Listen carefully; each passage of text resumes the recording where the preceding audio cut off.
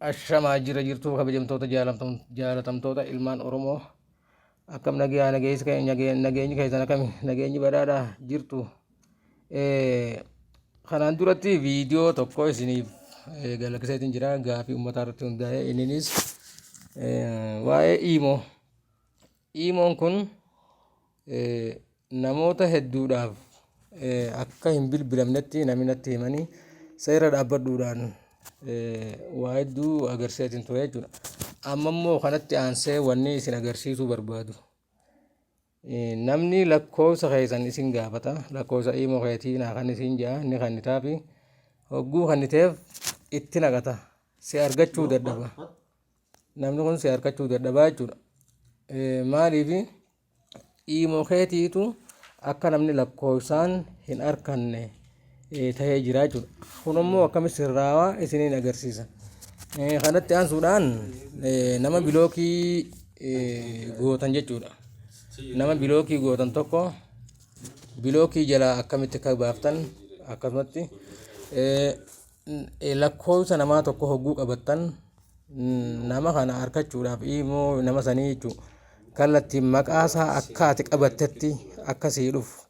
Namoonni tokko kam jedhanii akkaan an qabadhetti maqaan an qabadheen hin dhufuu jedha.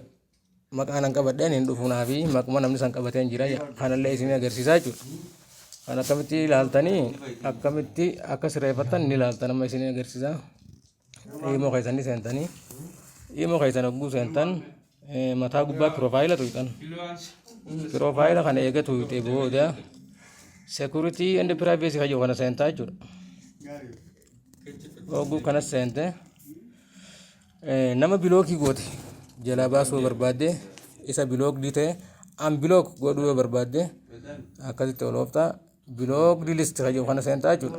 Ni seentaa laal kunoo amma akkana jira. Maqaa ati duraan ittiin qabatte osoo hin taane maqaa namni san ittiin qabate saniinis siif as baalaal inni bilookite. Akkatti ati eessa tuuta unblock kan jedhu kan akkasiin nu tuuta unblock gootaa jechuudha. Fakkeenyaaf nama kana akkasittiin unblock godhee jechuudha.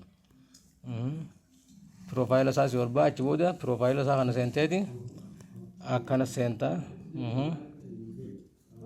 Arkitaami kun akkas jechuudha. Amma nama kanaan bilook ittiin deebisa garuu hin barbaadu jechuudha. Nama kana bilook waan hin godhuu barbaaduuf bilook ittiin deebisa.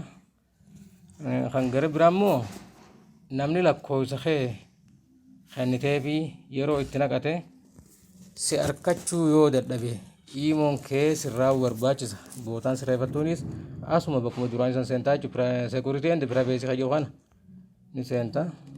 Yeroo seente ol ooftaa jechuudha. Method for adding me kan jedhu kana seentaa jechuudha. Method for adding me kan jedhu kana isa giruuppii jala jiru kana jechuudha. Ni seenta. Hiyyamma lakkoofsanaa hiyyaa yeroo namaa kanne ni seenaaf namaaf maaliif ooni ta'e jira. Bakka tana tuqxa. Laal isa cuquliisa kana isa cuquliisa ta'ee jiru kana yoo kanatti raas deebifte gurraachumee jiraami lakkoofsa ati namaa kannitus namni yoo lakkoofsa kee qabate yookaan Iimoon naqee sin argatu jechuudha. Kan ammoo yeroo kanas deebise siif seenaa jechuudha. Ni seenaaf jechuudha nama saniif. Yoo ammoo laal isa sadaffaarra jiru kana jechuudha. Add me up on my acceptance kan jedhu kana kanarra yoo dheeyite ati jalaa qabdu malee namni san si argachuu hin danda'u.